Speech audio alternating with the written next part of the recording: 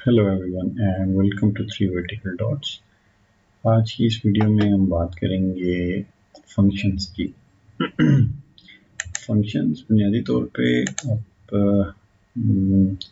जो है ये फंक्शंस की टर्म जो है ये काफ़ी सारे कंप्यूटर साइंस के सब्जेक्ट्स में यूज़ होती है। इसको डिफरेंट तरीके से यूज़ किया जाता है और इसी तरह डिस्क्रीट मैथमेटिक्स में भी फंक्शन की जो है वो टर्म इस्तेमाल होती है। कंप्यूटर साइंस के जो दीगर सब्जेक्ट्स हैं जिनमें इस टर्म को इस्तेमाल करते हैं वो प्रोग्रामिंग में फंक्शंस का बहुत ज़्यादा इस्तेमाल होता है। तो आज हम सीखेंगे कि ये फंक्शंस होते क्या हैं और किस तरह से ये काम करते हैं। फंक्शन को आप अगर इसको एक मशीन की तरह अगर आप ले लें कि जैसे आपकी एक कोई मशीन होती है, हर मशीन का कोई ना कोई काम करना कोई फंक्शन होता है। उसको मशीन को कुछ आप देते हैं और उसके बदले में इस इनपुट के बदले में वो आउटपुट के तौर पे आपको कुछ दे देती है। इस फंक्शन को लिखने का अंदाज ये होता है कि F of function of x करके आप लिखते हैं। उस वेरिएबल से के रेफरेंस से आपने उस फंक्शन को लिखना होता है। मिसाल के तौर पे अगर आप एक जूसर मशीन की बात करें तो जूसर मशीन में आप फ्रूट्स जो है वो इनपुट के तौर पे डालते हैं और उस मशीन का फंक्शन होता है वो उस फ्रूट का जूस निकालना। तो एक्स आपका वो फ्रूट्स हो जाएंगे और एफ ऑफ एक्स आपका जो है वो जो आउटपुट है जो जूस है वो हो जाएगा। मुख्तलिफ तरह के फंक्शंस जो हैं वो आपने अपने जो है वो आपकी नज़र से गुजरे होंगे। मिसाल के तौर पे एक फंक्शन है f of x is equal to x square. ये फंक्शन एक एक्स वेरिएबल को लेता है और जो भी आप उसको वेरिएबल देंगे ये उसका स्क्वायर करके आपको दे देगा। मिसाल के तौर पे अगर आपने इसको 2 दिया है तो ये आपको आउटपुट में 4 दे देगा। इसी तरह एक सक्सेसर, इसको स्क्वेयरिंग फंक्शन कहते हैं। इसी तरह एक सक्सेसर फंक्शन है। सक्सेसर फंक्शन ये है कि वो जो भी आप उसको नंबर देंगे वो उससे अगला नंबर आपको निकाल के दे देगा। मिसाल के तौर पे अगर आपने 5 दिया है तो वो 5 + 1 6 आपको निकाल के दे देगा। इसी तरह डिफरेंट फंक्शंस होते हैं। तो हम देखते हैं कि डिस्क्रीट मैथमेटिक्स में फंक्शंस क्या चीज़ होती है और किस तरीके से इसको लिखा जाता है। तो अब इससे पहले हमने रिलेशंस पढ़े।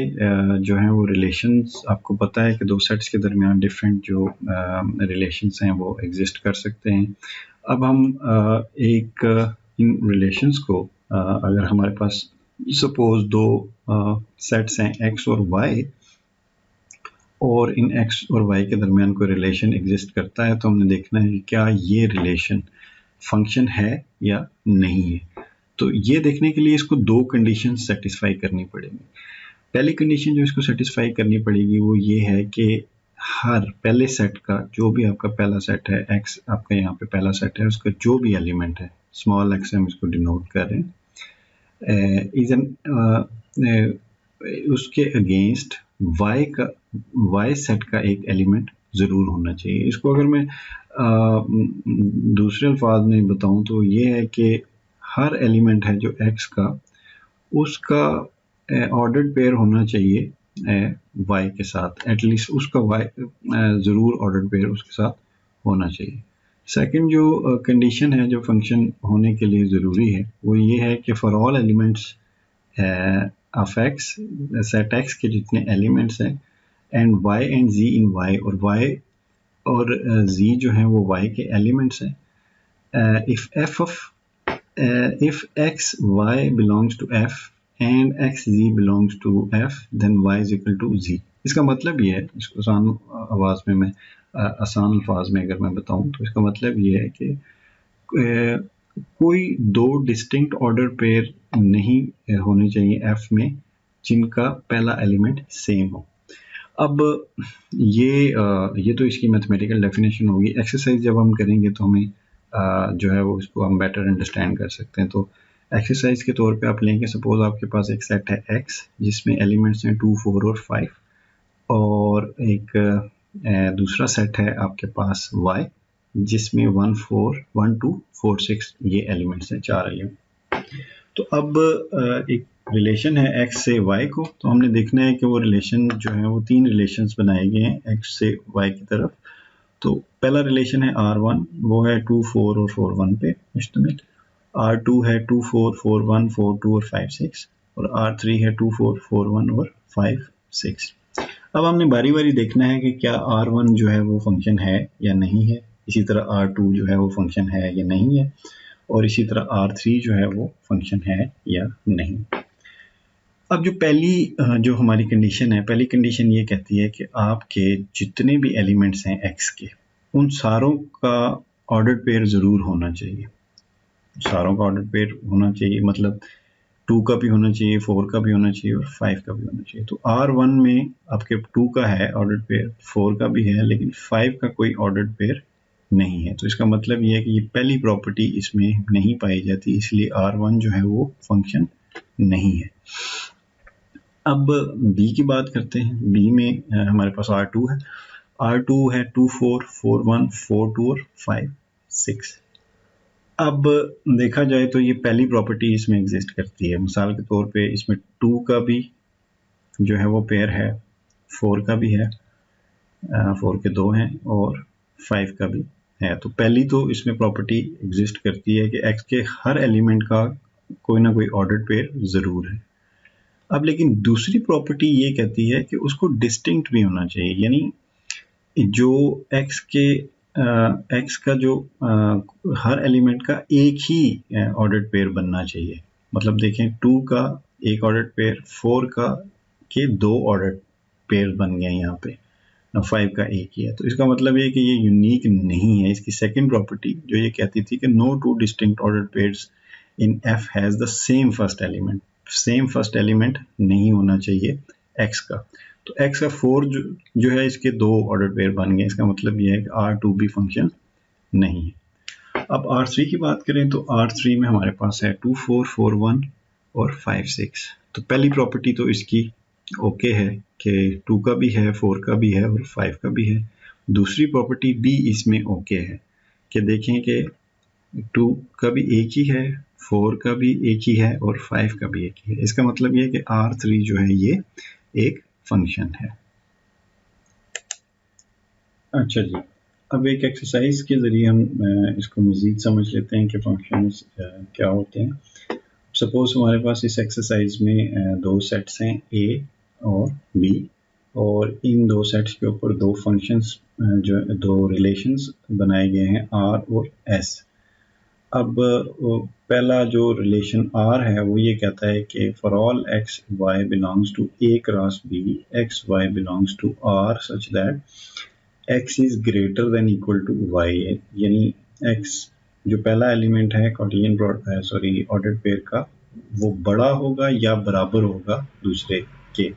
तो इसको ये R है, इसी तरह S है। आपका जो रिलेशन है वो ये है कि for all x y belongs to A cross B x y such that 2 divided by x minus y। तो S पे मैं बाद में आता हूँ, पहले R की बात करेंगे। तो जो R का रिलेशन है वो रिलेशनशिप की कंडीशन ये है कि वो वाले आपने ऑर्डर्ड पेयर्स लेने हैं जिसमें आपके जो x है वो या बड़ा है y से या बराबर है y के। तो अब देख लें, आप सबसे पहले A क्रॉस B सारे के सारे, इसको हल करने का तरीका ये होता है कि सबसे पहले आप A क्रॉस B सारे के सारे जो ऑर्डर्ड पेयर्स हैं वो एक जगह पे लिख लें। तो वो लिखेंगे तो क्या होगा, सबसे पहले आपका बनेगा 4 5 4 6, फिर आपका होगा 5 5 और 5 6, और फिर आपका होगा 6 5 और 6 6। ये सारे आगे इनमें से R वो वाले हैं, अगर R रिलेशन में वो वाले आपने ऑर्डर्ड पेयर्स लिखने हैं जिनमें पहला एलिमेंट बड़ा है या बराबर है दूसरे एलिमेंट के, तो वो आपके पास आ जाएंगे 5 5 6 5 और 6 6। इसी तरीके से आपने जो S रिलेशन है वो ये कहता है कि आपने वो वाले एलिमेंट्स लेने हैं जिनमें आप जो x पहले में से दूसरे को निकालें तो वो 2 पे पूरा पूरा डिवाइड हो जाए। तो वो आपके हैं 4 6 5 5 और 6 6। ये S आपके पास आ जाएगा। अब आपने देखना ये है कि क्या R जो है ये फंक्शन है, और इसी तरह आपने देखना है कि क्या S जो है ये फंक्शन है या नहीं है। सबसे पहले हम बात कर लेते हैं R की कि क्या R फंक्शन है या नहीं है। तो फंक्शन होने के लिए ज़रूरी है सबसे पहले कि आपके जितने एलिमेंट्स हैं A के वो सारे के सारे इनमें ऑर्डर्ड पेयर्स में पाए जाएं। मसलन 4 है तो 4 का कोई ऑर्डर्ड पेयर होना चाहिए, वो नहीं है।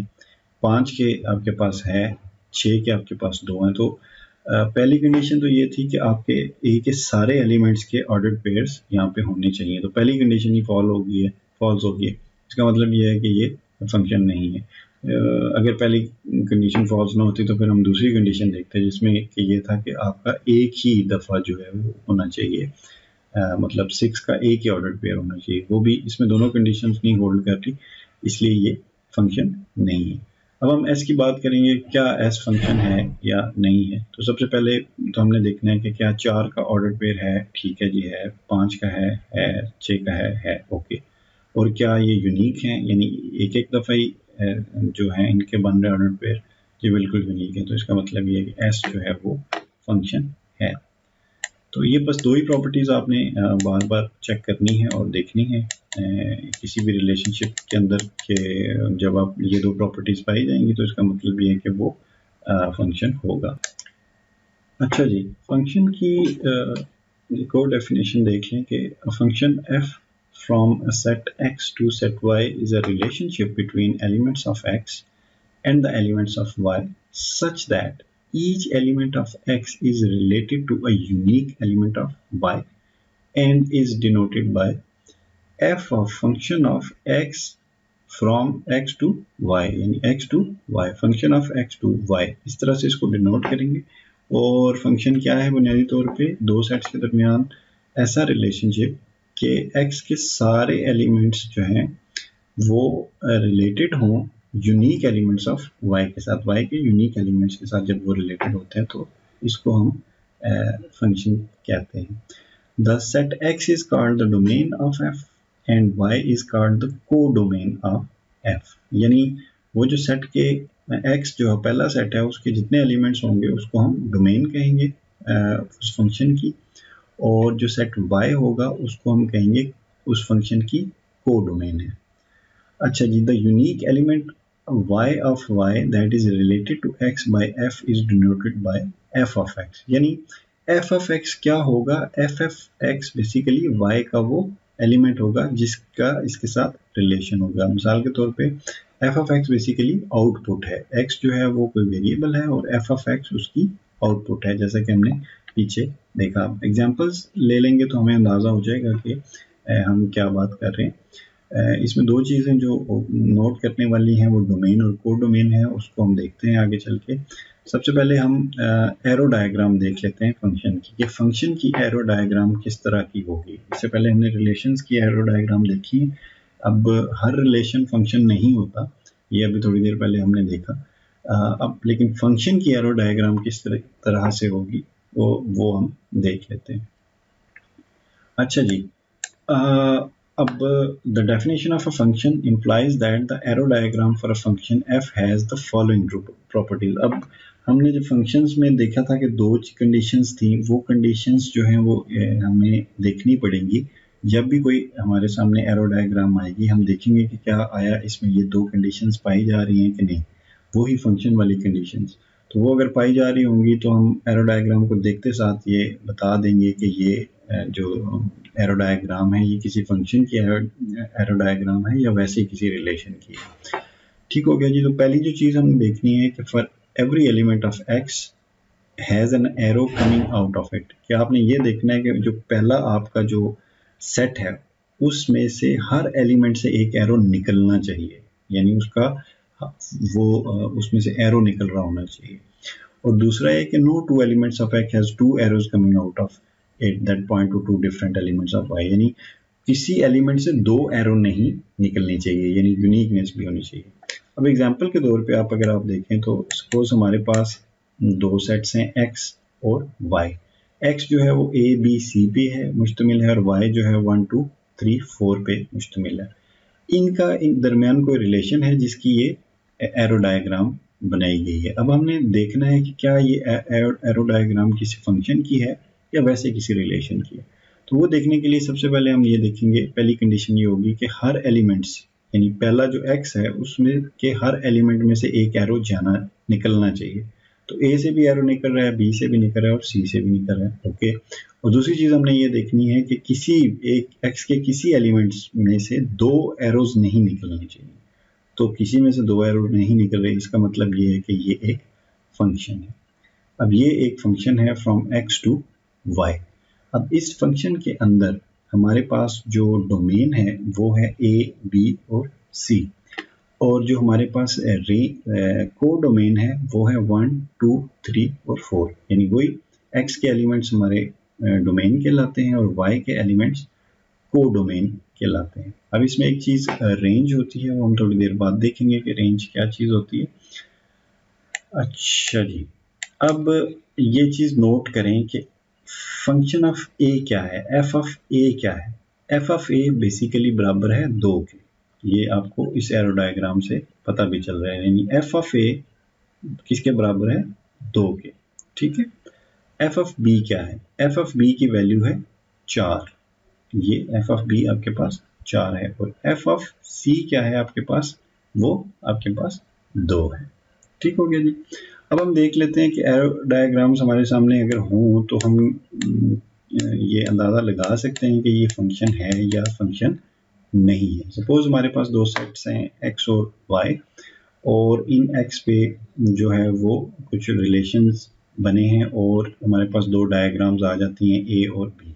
सबसे पहले हम ए डायग्राम को देखते हैं और चेक करते हैं कि ये फंक्शन है या नहीं है। तो जैसा कि उसकी पहली प्रॉपर्टी थी कि हर एलिमेंट्स में से एक एरो निकलना चाहिए, तो वो तो पहली प्रॉपर्टी ही सेटिस्फाई नहीं हो रही। इसका मतलब ये है कि ए जो है वो एक फंक्शन नहीं है, ए फंक्शन नहीं है। अब बी को चेक करें, बी में पहली प्रॉपर्टी तो क्या थी कि आपके हर एलिमेंट में से एक एरो निकलना चाहिए, तो हर एलिमेंट में से एक एरो तो निकल रहा है, तो पहली प्रॉपर्टी तो ठीक है। लेकिन दूसरी प्रॉपर्टी ये कहती थी कि किसी भी एलिमेंट में से 2 एरो नहीं निकलने चाहिए। तो ये 4 में से आप देख सकते हैं कि 2 एरोस निकल रहे हैं, एक 1 की तरफ जा रहा है और एक 4 से 4 की तरफ जा रहा है। इसका मतलब ये है कि बी भी फंक्शन नहीं है। अच्छा जी, अब हमने जो नेक्स्ट चीज़ देखनी है वो है रेंज ऑफ अ फंक्शन। एक फंक्शन की रेंज क्या होती है। रेंज समझने के लिए आपको डोमेन और को डोमेन का अंदाज़ा होना चाहिए कि वो क्या चीज़ें हैं। तो वो आपको पता है कि जो एक्स के एलिमेंट्स होंगे सारे के सारे वो आपकी डोमेन है, और वाई के सारे एलिमेंट्स आपकी जो है वो को डोमेन है। तो रेंज क्या होगी, रेंज बेसिकली वाई के वो एलिमेंट्स होंगे जो एक्स के साथ रिलेटेड हैं। मिसाल के तौर पे इस एग्जांपल में आप देखें, आपके पास ये एक फंक्शन है जिसमें ए 2 के साथ रिलेटेड है, बी जो है वो 4 के साथ रिलेटेड है और सी जो है वो 2 के साथ रिलेटेड है। अब आपके पास डोमेन है A B C, codomain है आपके पास 1 2 3 4। रेंज क्या है, रेंज है आपके पास 2 और 4, यानी y के सिर्फ वही एलिमेंट्स जो x के साथ रिलेटेड हैं। मतलब y का सिर्फ 2 और 4 ऐसे हैं जिनका x के साथ कोई रिलेशन है। तो हमारी रेंज क्या होगी, 2 4। अब हम अपनी डेफिनेशन की तरफ आ जाते हैं कि हमारी डेफिनेशन क्या है रेंज की। Range of a function, let f एक फंक्शन है x to y, the range of f consist of those elements of y, y के वो वाले element that are image of elements of x, जो x का image रखते हैं। x image से मुराद ये x के साथ रिलेटेड हैं या उसका इमेज रखते हैं। ठीक है, ये इमेज का, इसके वर्ड से आपने कंफ्यूज नहीं होना, इसका ये मतलब होता है कि ये कोई रिलेटेड है उसके साथ। अच्छा जी, अब इस एक्सरसाइज में हम देख लेते हैं कि हम रेंज कैसे फाइंड करते हैं, कैसे निकालते हैं, किसी भी फंक्शन की रेंज कैसे निकाली जाती है। तो सपोज हमारे पास जो है वो तीन फंक्शन है एफ जी और H, from X to Y. X ये है और वाई ये है, और फंक्शंस दिए गए हैं हमें 3। एफ जो फंक्शन है आपके सामने है कि वो क्या है, और जी जो फंक्शन है, एफ का जो फंक्शन है ये एरो डायग्राम की फॉर्म में लिखा हुआ है। जो जी फंक्शन है ये आपको प्रोडक्ट्स, कार्टेशियन प्रोडक्ट्स की फॉर्म में दिया गया है, और जो एच फंक्शन है वो इमेजेस की फॉर्म में दिया गया है कि एच ऑफ 2 4 के बराबर है, एच ऑफ 4 4 के बराबर है और एच ऑफ 5 1 के बराबर है। तो अब आपने तीनों डिफरेंट टाइप्स फंक्शन की तीनों डिफरेंट आपको जो है वो तरीक़ों से आपको दिखाए गए हैं फंक्शन एफ, जी और एच। अब आपने इनको देखते साथ रेंज का अंदाज़ा करना है कि रेंज क्या है। तो सबसे पहले आप फंक्शन एफ की रेंज निकालेंगे। तो फंक्शन एफ की रेंज आपके सामने है बिल्कुल 1 और 6, यानी 1 और 6 ऐसे हैं जिनका कोई ना कोई एक्स के साथ रिलेशन है या एक्स के साथ उनका इमेज बन रहा है। तो ये तो हो गई फंक्शन ऑफ एफ की रेंज। तो हम सॉल्यूशन में देख लेते हैं। रेंज ऑफ एफ 1 और 6 आपके पास आ गई। अब जी जो फंक्शन है इसमें आपके पास 3 जो है वो ऑर्डर्ड पेयर्स दिए गए हैं। आपको ये पता है कि रेंज का मतलब ये है कि हमेशा सेकंड वाले एलिमेंट्स आपने डाल देने हैं। तो आपके पास जी की रेंज बनेगी और ये रेंज हमेशा याद रखिएगा कि ये आपने तरतीब से लिखनी है, यानी बड़ा एलिमेंट बाद में लिखना है, छोटा एलिमेंट पहले लिखना है। तो ये आपकी रेंज बन जाएगी 1, 2 और 6। इसी तरीके से आपको तीसरे में जो है वो आपको बेसिकली इमेजेस दिए हुए हैं। H of 2 is equal to 4, H of 4 is equal to 4 और H of 5 is equal to 1। तो आपके पास बुनियादी तौर पे जो रेंज है वो 1 है, 4 और 4 है। अब 4 दो दफ़ा है तो दो दफ़ा नहीं लिखते, एक ही दफ़ा लिखते हैं। तो आपके पास रेंज है 1 और 4। ये एच की रेंजेस हैं। अच्छा जी, उसके बाद आपके पास एक एक्सरसाइज है जिसमें आपको एक एक्स दिया गया है सेट और एक वाई सेट दिया गया है और कहा गया है कि इसमें जितने भी फंक्शन एग्जिस्ट करते हैं दोनों के दरमियान वो आप लिखें। तो आपने वो दोनों प्रॉपर्टीज़ को अपने जहन में रखना है और जितने पॉसिबल फंक्शंस बन सकते हैं वो सारे के सारे पॉसिबल फंक्शंस आपने लिख देने। वैसे यहाँ पे लिखे हुए हैं 4 ही फंक्शंस बनते हैं, इसको आप बना सकते हैं। इसी तरीके से जो है आपके पास दोबारा यही वाला जो है वो है और 2 सेट्स दिए गए हैं और पूछा गया है कि आपने सारे के सारे वो 4 बाइनरी रिलेशंस फाइंड करने हैं जो कि फंक्शंस नहीं हैं। पिछले में आपने फंक्शन फाइंड करने थे, इसमें आपने वो फाइंड करने जो फंक्शन नहीं है। तो इसका सोल्यूशन भी नीचे दिया गया है जो कि आप देख लेंगे कि वो बेसिकली 4 हैं जो फंक्शन नहीं है। तो ये आप एक्सरसाइज कर लेंगे।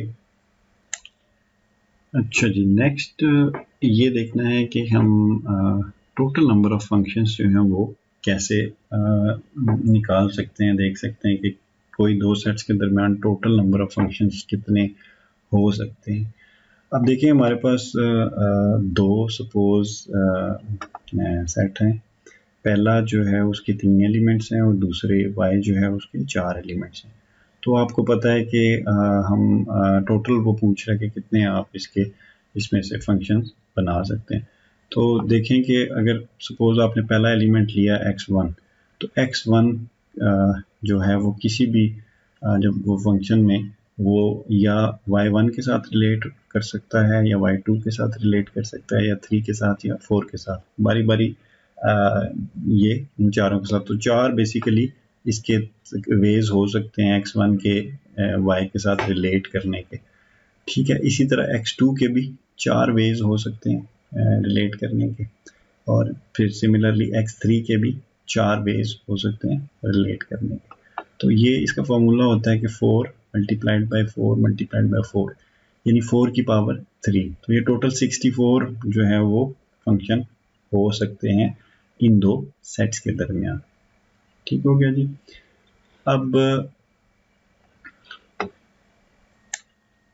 अच्छा जी, अब एक हम एग्जांपल देख लेते हैं, प्रैक्टिकल एग्जांपल जो हम रियल लाइफ में जो है फंक्शंस का इस्तेमाल करते हैं। सपोज एक फंक्शन होता है जिसको ग्रेडिंग फंक्शन कहते हैं। ग्रेडिंग फंक्शन ये है कि मिसाल के तौर पे आप डिस्क्रीट मैथमेटिक्स का जो है वो कोर्स पढ़ रहे हैं, तो at the end of the course हर बच्चे को ग्रेड कोई ना कोई दिया जाएगा बेस्ड ऑन जितने वो नंबर्स लेता है। अब इसी तरीके से हमारे पास ये एक ग्रेडिंग फंक्शन है जिसमें हमारे पास स्टूडेंट्स हैं एडम, चू, गुड फ्रेंड, रोड्रिगस और स्टीवंस। ये को 5 एक स्टूडेंट हैं। इन 5 स्टूडेंट्स का ग्रेडिंग फंक्शन दिया गया है। अब ज़रा देखें, इसमें फंक्शन होने के लिए पहली शर्त यह है कि हर जो एक साइड पे आपके पास जो है वो x है और दूसरी साइड पे y सेट है आपके पास पूरा। एक्स जो है वो नेम ऑफ द स्टूडेंट्स हैं, जितने स्टूडेंट्स हैं उनका नाम है, वाई उनके ग्रेड्स पे मुश्तमिल है। अब फंक्शन होने के लिए पहली चीज़ तो शर्त ये है कि हर स्टूडेंट को आपने एक ग्रेड देना है। कोई स्टूडेंट ऐसा नहीं होगा जिसका को ग्रेड नहीं मिलेगा। यानी एरो डायग्राम को अगर देखें तो हर जो है वो स्टूडेंट है उसमें से एक एरो निकल रहा होगा। अब देखें, एडम का ए ग्रेड है, चू का सी ग्रेड है, गुड फ्रेंड का बी ग्रेड है, रोड्रिगस का ए ग्रेड है और स्टीवंस का एफ ग्रेड है। तो पहली कंडीशन तो ये सेटिस्फाई करता है, इसका मतलब ये है कि ये फंक्शन है पहली कंडीशन के मुताबिक। दूसरी कंडीशन ये होती है कि किसी भी स्टूडेंट से दो एरोज नहीं निकलने चाहिए। दो एरोज का मतलब क्या होगा कि एडम का या तो ग्रेड ए हो सकता है या बी हो सकता है या सी हो सकता है, दो ग्रेड नहीं हो सकते उसके। तो ये एक उसकी प्रैक्टिकल एग्जांपल है आपके फंक्शंस की। अच्छा जी, अब हम बात करेंगे बाइनरी ऑपरेशंस की। बाइनरी ऑपरेशन बुनियादी तौर पे कोई ऐसे ऑपरेशंस होते हैं जो कोई भी दो वैल्यूज़ के दरमियान पाए जाते हैं। मिसाल के तौर पे मल्टीप्लाई का एक फंक्शन है। मल्टीप्लाई का जो ऑपरेशन है ये दो नंबर्स के दरमियान जो है वो पाया जाता है। मिसाल के तौर पे 2 multiplied by 2 is equal to 4।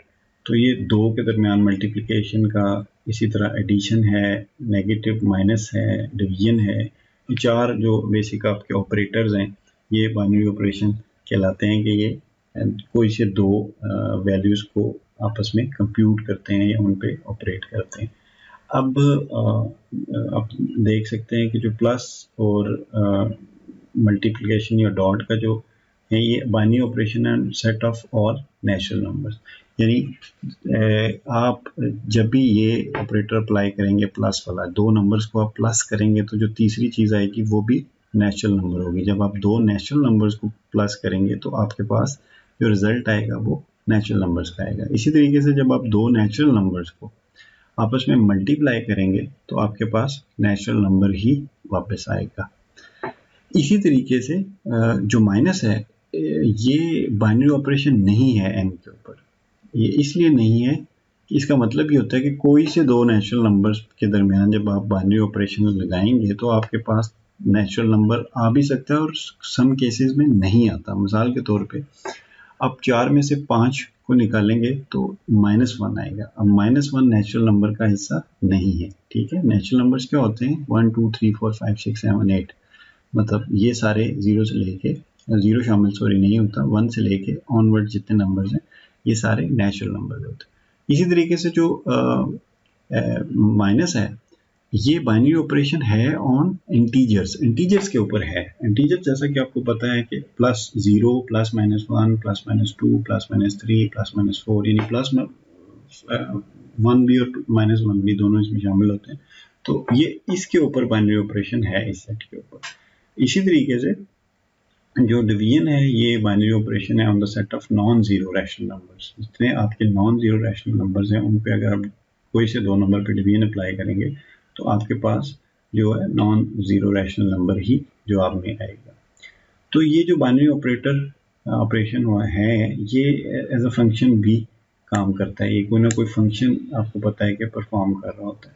इसी तरीके से आपके पास जो है डिफरेंट जो बाइनरी ऑपरेटर्स हैं वो कोई ना कोई फंक्शन परफॉर्म कर रहे होते हैं। मिसाल के तौर पे यूनियन का भी एक फंक्शन है। यूनियन फंक्शन क्या करता है कि वो दो सेट्स को इकट्ठा कर देता है। इंटरसेक्शन फंक्शन ये क्या करता है कि दो सेट्स के दरमियान जो मुश्तरक चीज़ें होती हैं उनको जो है वो आपके सामने लाता है। इसी तरीके से आपके पास लॉजिकल कनेक्टिव जो हैं और है, एंड है, इफ वाला है और जो है वो बाय कंडीशनल जो है, ये सारे के सारे जो है वो बाइनरी ऑपरेशन है ऑन सेट टी और एफ ट्रू फॉल वैल्यूज़ के ऊपर। यानी आप इनमें से कोई फंक्शन भी परफॉर्म करें तो जवाब में आपके पास जो वैल्यू आएगी वो ट्रू या फॉल्स ही आएगी, इससे बाहर को वैल्यू नहीं आ सकती। इसी तरीके से जो लॉजिक गेट्स आप लगाते थे, एंड और गेट जो लगाते थे, वो बाइनरी ऑपरेशन होते थे 0 और 1 पे। यानी 0 का और करें 0 के साथ या 0 का और करें 1 के साथ तो बदले में आपको 0 1 इसी सेट में से कोई चीज़ आपको मिल रही थी। तो ये बेसिकली आपके जो बाइनरी ऑपरेशंस होते हैं ये एज ए फंक्शन परफॉर्म कर रहे होते हैं, कोई ना कोई फंक्शन परफॉर्म करते हैं। मिसाल के तौर पे ये जब ए और बी को आप और करते हैं तो आपके पास ए प्लस बी आ जाता है। इसी तरीके से ए और बी को जब एंड करते हैं तो ए डॉट बी आ जाता है और उसकी वैल्यू 0 1 में से ही निकलती है, कोई तीसरी वैल्यू नहीं होती। इसलिए इनको हम कहते हैं कि ये फंक्शंस हैं। तो आज की वीडियो के लिए इतना ही। अगर आपको वीडियो पसंद आई है तो प्लीज़ उसको लाइक करें, और अगर आप कोई क्वेश्चन है तो वो आप कमेंट करें। और अगर आप चाहते हैं कि आप इसी तरह से आपके पास हमारी वीडियोस पहुंचती रहें तो प्लीज़ हमें सपोर्ट करें, सब्सक्राइब को करें इस चैनल को, और बेल आइकन दबाना ना भूलें। Thank you.